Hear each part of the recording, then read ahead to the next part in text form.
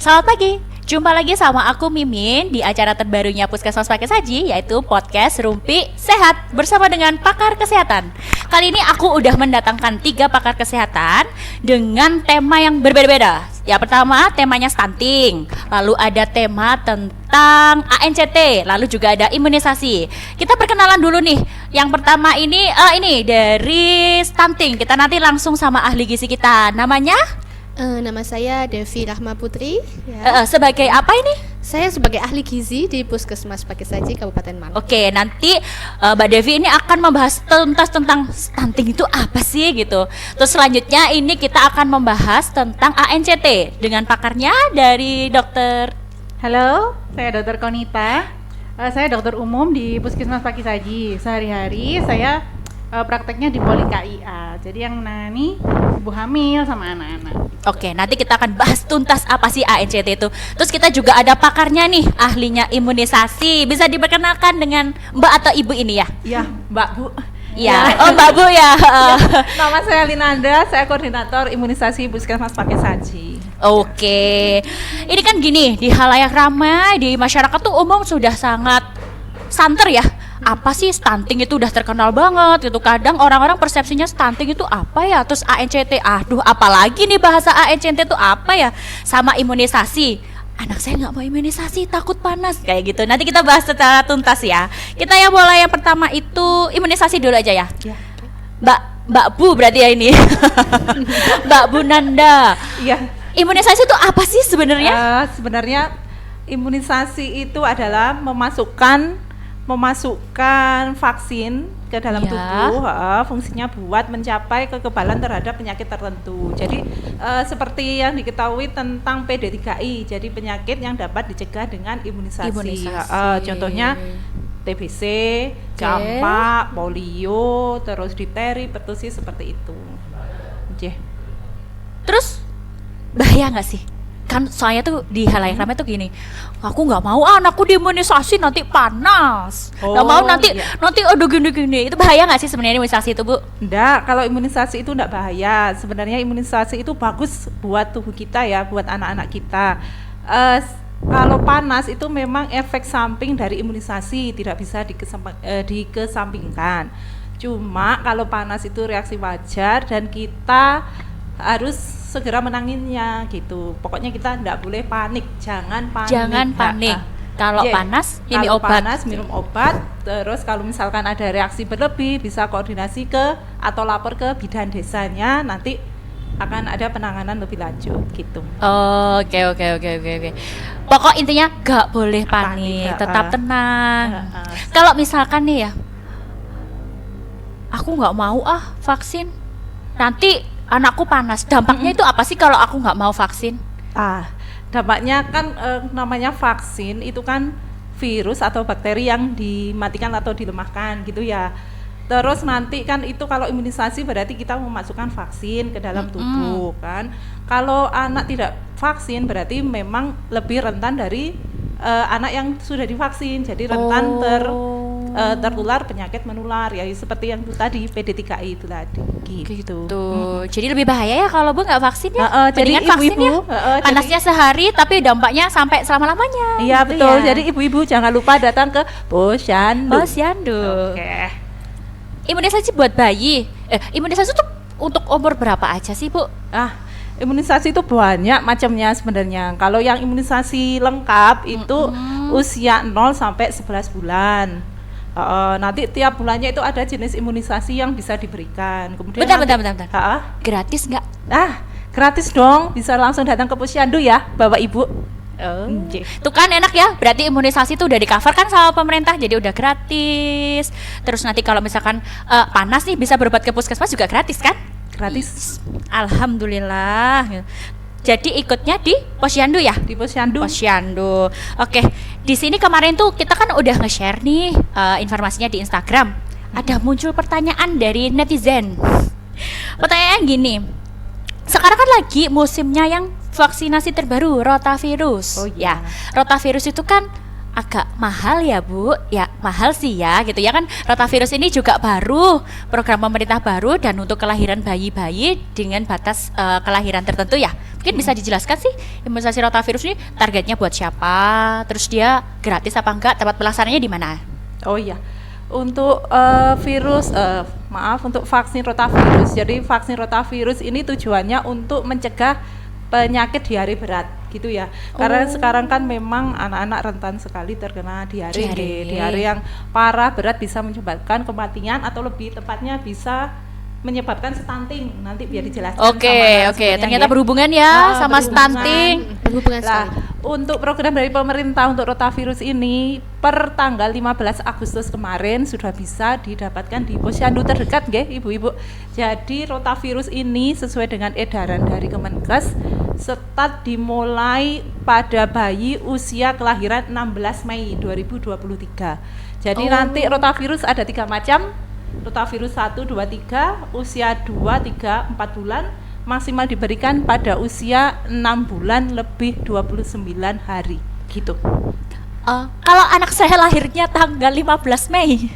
Yeah. Tadi kan ketentunya tanggal 16 ya. Iya. Kalau saya lahirnya 15 Mei berarti Kalau kita belum. sesuai dengan petunjuk teknis dari Kemenkes langsung ya. Jadi per tanggal 16 Mei. Gitu. Oke. Ini kan kita Puskesmas Pagi Saji kan letaknya di Kabupaten Malang ya Bu ya. Iya. Kabupaten Malang ini kalau misalkan KTP saya dari luar, saya ke sini cuman ke rumah neneknya, boleh nggak sih vaksin? Boleh, tetap kita layani karena memang vaksin kan sudah program nasional ya, tetap kita layani. Tapi ibu wajib membawa buku KIA, jadi kita ada catatannya. Oke, Kalau oke, misalkan oke. imunisasi tersebut tidak didapatkan di puskesmas, berarti datang ke posyandu terdekat gitu. Oke. Wah, informatif banget kan teman-teman. Itu tadi masalah tentang imunisasi. Sebenarnya sih imunisasi, kalau nggak imunisasi nanti kan ngarahnya ke stunting. Yuk kita beralih ke informasi tentang stunting. Mbak Devi, stunting itu apa sih sebenarnya?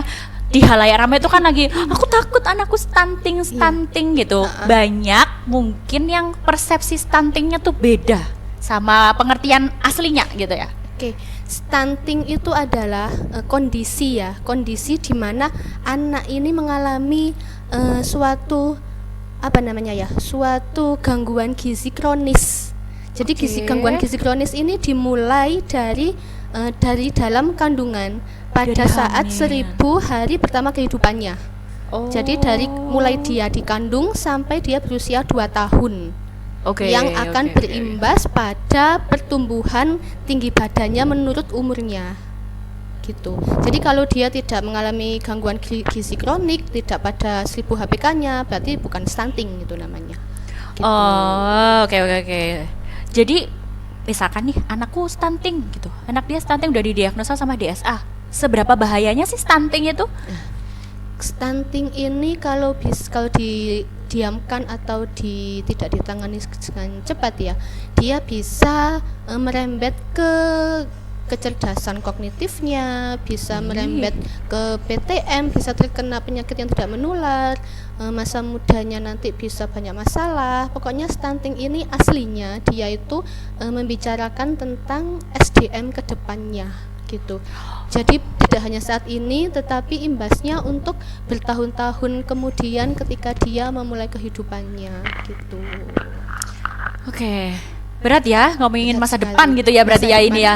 benar banget. Jadi 1000 hari itu sangat menentukan masa depan kita seperti apa. Benar Bukan sekali. hanya sekolah, kita sekolah SD, SMP, ternyata 1000 hari kita yang waktu masih bayi di dalam kandungan sampai lahir itu juga sangat menentukan masa depan kita. sangat menentukan. Lanjut ya. Jadi apa sih bedanya stunting itu sama gizi buruk? Kan kalau gizi buruk itu udah kenal dari lama banget gitu ya. Gizi buruk itu juga dihindari. Iya. Bedanya gimana? Apa kastanya lebih tinggi gizi buruk atau lebih tinggi stunting atau gimana? Jadi kalau kita ngobrol itu ya Kak ya, stunting sama gizi buruk itu memang berdempetan. Dia mempengaruhi satu sama lain, tetapi mereka tidak satu jalur. Jadi stunting ini kan kita harus mempunyai syaratnya itu ada di 1000 hari pertama kehidupan dia. Jadi kalau misalkan anak-anak masih usia 8 bulan kemudian tinggi badannya tidak sesuai usianya, anak kamu stunting padahal dia masih 8 bulan, aslinya nggak boleh seperti itu. Jadi harus menggunakan istilah yang lebih lunak. diagnosa stunting bisa ditegakkan kalau 1000 hari pertama kehidupannya tadi sudah selesai. Terlewati. Kalau masih dalam tahap 1000 hari pertama kehidupan itu belum bisa dikatakan stunting. Kita menyebutnya adalah resiko stunting gitu. Tapi kalau gizi buruk itu lebih cepat waktunya. Jadi dia mengalami gangguan gizi dalam waktu yang relatif singkat daripada stunting. Kalau stunting itu harus 1000 hari, kalau gizi buruk tidak perlu 1000 hari dia sudah bisa gizi buruk gitu. Oh, jadi misalkan ya anaknya nggak mau makan, gizi yang masuk kurang gitu ya. Terus tiba-tiba ada kurus banget, itu bisa langsung dikatakan gizi buruk. Bisa jadi nanti kita plot dulu di kurvanya gitu. Harus ke Tetap harus posyandu diperiksa ya. ya, Oke. harus tetap ke posyandu. Jadi harus ke posyandu dulu ya. Benar. Tuh. Gini, kalau kan stunting itu mengarah ke tinggi badan. Heeh. Kalau bapak ibunya pendek, mohon maaf ya sebelumnya. Bapak ibunya pendek, apa kemungkinan itu bukan stunting gitu? Apa memang itu keturunan gitu loh? Keturunan anak saya memang pendek kok, dia nggak stunting gitu. Dia makannya juga bagus itu, cuman ya pendek aja kayak saya, kayak orang tuanya gitu. Oh gini, jadi memang masalah stunting ini tidak bisa segampang itu didiagnosa ya kak ya. Jadi harus memang benar-benar diukur, harus benar-benar diplot pada kurvanya, kurva tinggi badan atau panjang badan menurut umur. Nggak bisa tiba-tiba gini, wah dia pendek kamu stunting ya, nggak bisa gitu. Ada kan beberapa orang itu ya, ada yang misalkan teman saya itu tingginya cuma 152 cm, tapi dianya waktu 1000 hari pertama kehidupannya dia tidak mengalami gangguan gizi kronik, dia lahirnya 3 kilo lebih, dia tidak terlahir dari ibu yang anemia, ibu yang yang kurang energi kronis, dan dia tidak mengalami masalah-masalah gizi lainnya. Dia nggak stunting, ya memang dia keturunan. Nah gitu ya. Dia bisa selesai sekolah tepat waktu, bisa mengejar cita-cita dan kecerdasannya di atas rata-rata, dia nggak stunting gitu. Beda sama orang stunting yang memang asli stunting dan yang memang ada garis keturunan genetiknya. Oke, paham. Jadi nggak harus dia pendek, dia stunting, nggak kayak gitu ya? Oke. No. Gak bisa. Gini, stunting kan ditakutin. Gimana sih cara mencegahnya? Selain tadi kan sudah dibilang sama Mbak Bu Nanda ya, harus imunisasi biar nggak stunting, itu salah satu faktor untuk menunjang stunting itu gitu. Biar nggak stunting harus imunisasi, itu faktor tipsnya tuh apa aja? Mungkin dari MPASI-nya, mungkin boleh. bagi resep dong, bagi tips sama kita sama teman-teman netizen ini. Jadi gimana? mencegah stunting itu bisa dengan 5 langkah ya, bukan 5 langkah sih, 5 pintu. 5 langkah dari rumah. Yang pertama, kita harus merencanakan kehamilan. Jadi merencanakan kehamilan itu nggak boleh ibu hamil itu kondisinya kek, anemia, kurus, kering, tidak bergizi, nggak boleh. Karena cikal bakalnya stunting dari seorang ibu. dari ibu. Tuh. Terus yang kedua, inisiasi menyusui dini. Pelekatan yang benar, pelekatan yang baik akan mendukung proses pengasihan, sehingga ASI yang ketiga, ASI eksklusif bisa terjadi. ASI eksklusif selama 6 bulan. Nah, yang keempat, ketika sudah lulus ASI eksklusif bisa dikasih MPASI yang adekuat. Apa itu adekuat? Nah, MPASI adekuat itu adalah MPASI yang lengkap seimbang ya. Jadi ada karbohidrat, protein, lemak, vitamin dan mineral. Jadi tidak boleh dikasih, oh aku awal-awal MPASI aku tak kasih buah dulu. Itu enggak boleh. Jadi langsung aja adekuat gitu. Itu MPASI. Terus yang kelima tadi imunisasi, tidak ada bolong imunisasi dan anak tidak boleh sakit. Itu bisa menutup kunci stunting. Jadi nggak boleh nih ya, kalau misalkan kita udah masuk fase MPASI cuman ngasih satu menu. Misalkan nih kan mohon maaf loh ya Bu ya, mohon maaf gitu kan ya. Kan mbah-mbah itu biasanya begitu ya. Di lotek. Aduh, iya, ini anaknya belum 6 bulan, luwe iki Nggak soalnya tuso. nangis terus iki luwe iki koyo didulang sama gedang Di gitu. lotek. Nggak boleh gitu ya Bu ya. Nggak bisa. Nggak boleh. Terus habis gitu pas MPASI 6 bulan dikasih makannya cuman nasi merah, Heeh, nasi putih nasi yang putih. dilembekin. Jangan ya, kasihan ya Jangan, kebanyakan badannya. itu memang anak-anak stunting ya. Anak-anak stunting itu kebanyakan tuh cuma dikasih makannya itu nasi pakai kuah sayur. Jadi nggak dapat apa-apa ya, cuma dapat karbohidratnya aja. Itu makanan pokok kita kayaknya, Heeh, kuah bening ya, sayur bener. bening sama nasi putih. Iya. Oke, gitu. Gini, kalau ya nauzubillah min zalik ya, misalkan nih anak aku ternyata udah didiagnosa stunting itu bisa nggak sih diperbaiki? Gini, kalau ngomongin itu, sebuah bubur bisa nggak berubah lagi jadi nasi? Nggak bisa Nggak sih, bisa kecuali dia ya. dimasuk ke kulkas gitu ya. Kaku. Jadi Kaku. pada anak stunting ini Kak, stunting itu kondisinya itu 80% otak sudah selesai dibentuk. Itu di 1000 hari pertama kehidupannya. Oke, baik. Kalau sudah baik. selesai dibentuk, apakah bisa dikembalikan? Nggak bisa. Nggak bisa, oke. Berarti Oke. kita cuma punya kesempatan 2 tahun ya? 2 tahun. Sekitar 2 tahun. Jadi tetap anak stunting itu masih bisa tumbuh seperti teman-temannya, asal rajin distimulasi. Harus terus stimulasi dan harus terus mengadekuatkan makanan dan nutrisinya. Kan masih ada 20% nih otaknya untuk berkembang. Itu yang bisa dikejar. Gitu. Oke. Berat ya Allah, Berat gitu sekali. ya masalahnya. Berat sekali. Perjuangan ibu-ibu ini ya, gitu. Jadi Benar perjuangan sekali. ibu-ibu ini kayak kita bukan hanya tentang anaknya udah lahir. Anaknya udah lahir, Selesai. imunisasi, makanannya, asinya. Loh, jangan salah. Waktu hamil ya dokter ya. Waktu hamil itu pun ibunya juga harus menjaga. Oke, kita beralih. Kita mau ngomongin tentang ANCT. Oh, pus iku ANCT iku kok bahasannya angel banget sih dokter. Oke, jadi kita kembali ke akar masalahnya. Sudah ada imunisasi, Ya, ada induknya stunting. ini. Sebetulnya puncaknya itu adalah di masa kehamilan. Oke. Ya, jadi masa kehamilan itu tadi. Nah, sebelumnya kita bahas dulu apa sih ANC-nya. ANC. Kan ada ANC, ada ANCT. Jadi ANC itu singkatan dari antenatal care. Ante itu artinya sebelum, natal Oke. itu lahir, care itu adalah perawatan. Jadi adalah perawatan masa sebelum anak itu dilahirkan. Jadi ANC itu adalah sebetulnya ANC itu adalah istilah untuk pemeriksaan kehamilan ya. Kalau misalnya bahasa kerennya gitu ya. Kalau kita mau, aku mau periksa hamil mau ke bidan, mau ke puskesmas, itu istilah kerennya aku mau berangkat ANC gitu. ANC. Nah, Gue mau berangkat ANC gue mau dulu berangkat gitu ANC ya. dulu ya gitu. Nah, terus ada lagi nih istilah yang lagi ini namanya ANCT atau ANC terpadu gitu ya.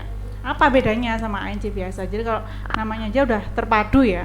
Terpadu itu dia dikemas, jadi layanan yang diberikan itu sudah lengkap dan komprehensif. Di mana di sana dia akan melibatkan berbagai profesi. Jadi ibu hamil itu akan ditata laksana secara utuh. Misalnya nih, ibu hamil datang. Dia ada masalah, misalnya dia punya riwayat darah tinggi atau dia dari dulu memang gizinya kurang baik, akhirnya ibunya kecil, diukur dia terdiagnosis sebagai, kalau kita nyebutnya ibu hamil kek atau kurang energi kronis. Nah, atau ada masalah yang lain, misalnya ibu hamil datang, dok gigi saya sakit, berarti kan ibu hamil itu datang dengan berbagai Keluhan, masalahnya, oke. dengan berbagai keluhannya. Nah, di program ANC terpadu ini nanti ibu hamil ini akan ditata laksana secara komprehensif. Jadi ketika ditemukan masalah lain, jadi dia nggak hanya diperiksa kehamilannya, tapi akan di refer atau rujuk ke multidisiplin yang lain. Misalnya ibu hamil dengan kurang gizi tadi akan dirujuk ke dalam satu puskesmas ya. Jadi dia akan dirujuk ke poligizi. Jadi selain mendapatkan pemeriksaan kehamilan, ibu hamil ini juga akan ditata laksana secara gizinya. Misalnya ibu hamil ada yang giginya berlubang, nanti juga akan dilakukan tata laksana oleh dokter gigi seperti itu. Oke, jadi pelayanan ibu hamil secara menyeluruh gitu ya dokter ya, Betul. ANCT itu Betul. begitu. Terus gini, aku orang awam nih ya, nikah, honeymoon, terus habis gitu, loh aku hamil, terus tes pack, loh aku hamil, ngeblank, aku kudu lapo iki. Itu tuh gimana dokter? Aku harus apa? Kalau aku udah tahu aku hamil, langkah pertama yang aku harus lakukan tuh apa? Aku langsung USG kah atau langsung selamatan? Nggak bercanda. Gimana dok? Jadi begitu tahu hamil ya, sebetulnya namanya sudah merencanakan pernikahan, itu kita sudah mulai berpikir. Kalau sudah menikah berarti aku habis ini akan bisa bereproduksi. Aku akan bisa hamil menghasilkan keturunan. Sebetulnya ketika sudah memilih untuk menikah itu kita sudah menyiapkan itu dari saat menikah itu. Jadi saat menikah itu sudah mulai minum mungkin tablet asam folat. Kalau si calon pengantin ini periksanya ke puskesmas pasti sudah dikasih namanya tablet tambah darah. Nah, itu untuk persiapan kehamilan. Lalu kalau misalnya nggak melakukan itu semua, tiba-tiba tahu-tahu hamil ya. Yang pertama dilakukan adalah keep calm, tenang dulu, tenang. Ojo panik. Ojo panik, happy, euforia boleh ya. Yang namanya kan rezeki biasanya gitu ya. Tapi tetap yang pertama adalah harus kita pikirkan bayinya. Oke, sekarang aku hamil. Berarti posisi kita adalah sudah menjadi sebagai calon ibu ya. Jadi harus mikirin si bayi. Pertama adalah yang paling gampang minum suplemen asam folat dulu. Misalnya belum sempat periksa gitu ya. Kita minum suplemen asam folat atau tablet tambah darah boleh. Biasanya kalau awal-awal kan mual ya. Kalau mual belum bisa minum tablet tambah darah, minum asam folat dulu sambil kita mulai ngobrol nih sama pasangan. Ini loh hasil pemeriksaan kehamilanku tuh positif. Nah, kita nanya periksa kemana ya yang gitu. Sudah mulai menentukan kemana kita ingin diperiksa. Misalnya ke bidan aja yang lebih terjangkau dekat boleh.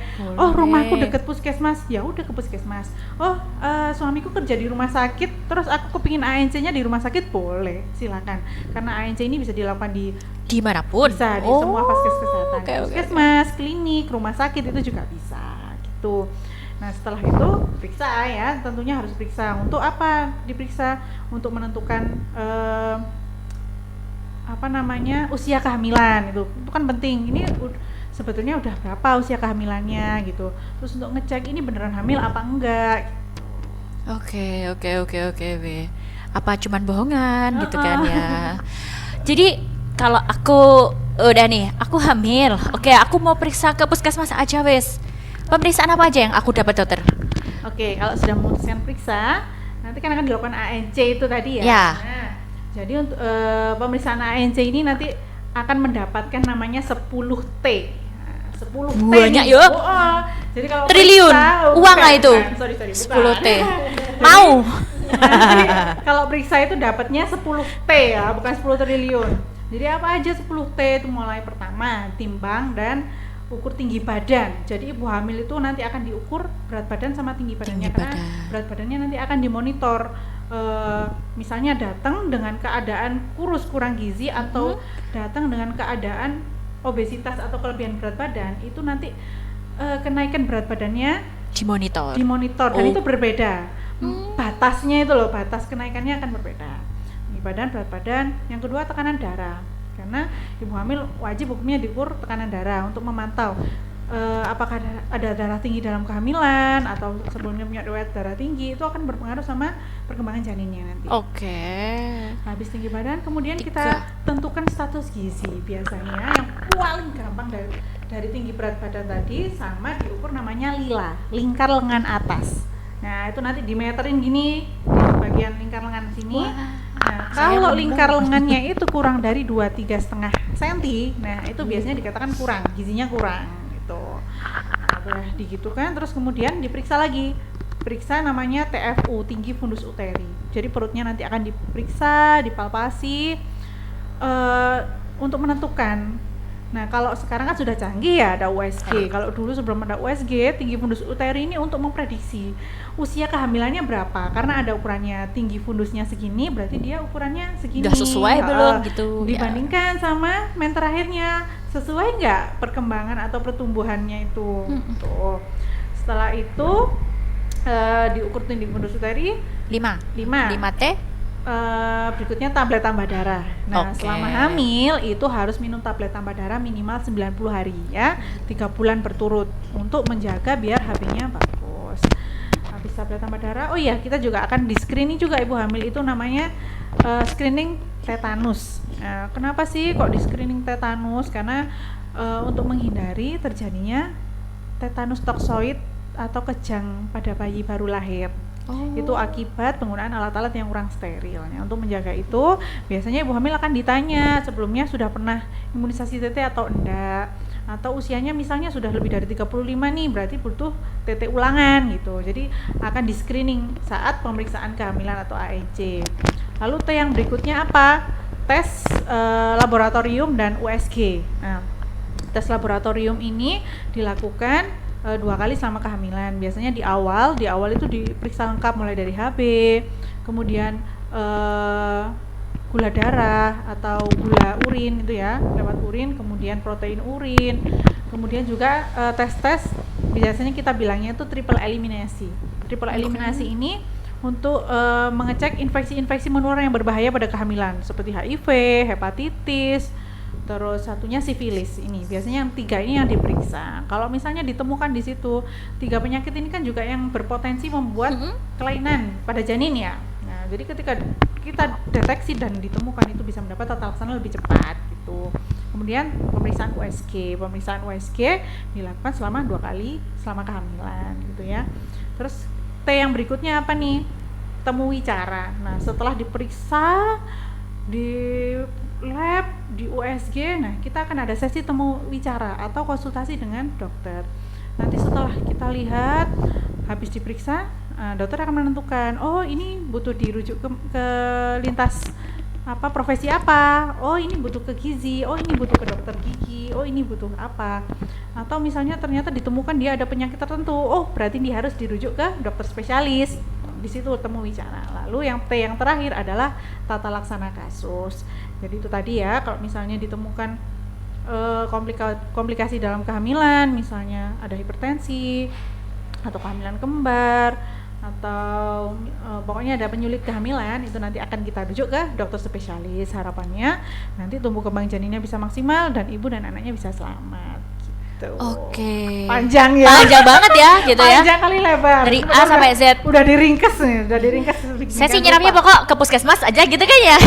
Pokoknya Percaya sama periksa. Oke. Mau ke puskesmas, mau ke bidan, mau ke dokter spesialis atau rumah sakit terserah. Yang penting harus periksa ya dokter ya. Oke.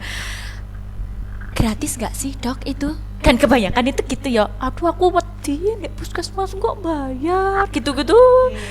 Untuk peserta BPJS 100% gratis ya, tidak ditanggung biaya.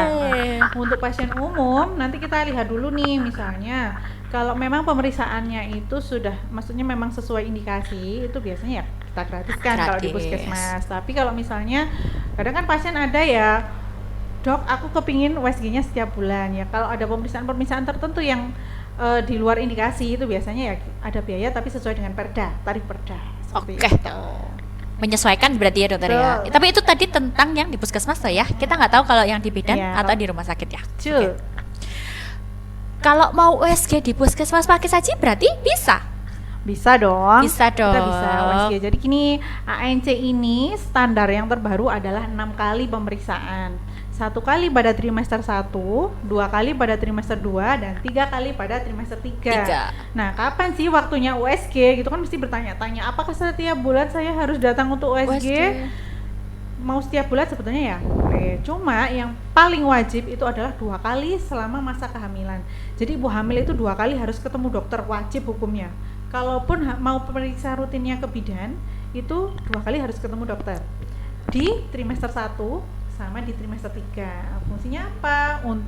Selain untuk temu wicara itu tadi, juga untuk dipemeriksakan USG. Jadi USG-nya nanti di trimester 1 atau kurang dari 3 bulan, sama di trimester 3 usia 32 sampai 36 minggu. Oke. Araso.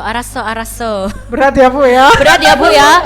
Ini tugas kita sebagai emak-emak, sebagai ibu-ibu milenial itu harus tetap gak boleh gaptek, gak boleh tutup mata tentang informasi medis gitu ya. Jadi kadang TikTok itu juga bermanfaat kan ya dok ya Mbak semuanya dok ya. Kita scroll bukan cuma joget-jogetan di TikTok tapi juga banyak informasi. Oke. Jadi ibu-ibu gak boleh sampai melewatkan 1 pemeriksaan ANCT ketika ibu lagi hamil, sudah dinyatakan positif hamil, terus anaknya lahir jebret. Jangan lupa tadi mencegah stunting 1000 hari pertumbuhan 1000 hari pertama kehidupan. Ya maaf ya. Terus itu menyusui, terus apa tadi? ASI eksklusif, MPASI, dan yang terakhir adalah imunisasi. Semua itu berperan penting ya. Penting banget berarti ya, mulai dari hamil, lahir sampai agak gede gitu ya. Oke, tetap semangat demi masa muda yang mencerahkan Indonesia, berguna bagi nusa dan bangsa. Oke, kayaknya bincang-bincang kita siang hari ini cukup berat dan cukup melelahkan, ya kan? Tapi terima kasih banyak narasumber Sama-sama. aku, Semoga Sarang bermanfaat Heo. ya. Semoga bermanfaat buat teman-teman semuanya yang lagi nonton. Kalau misalkan kalian punya pertanyaan, kalian bisa komen-komen di bawah, di komentar. Nanti insya Allah akan kami balas, bisa lewat Instagram ataupun kita nanti akan bikin video next selanjutnya. Video balasan ya.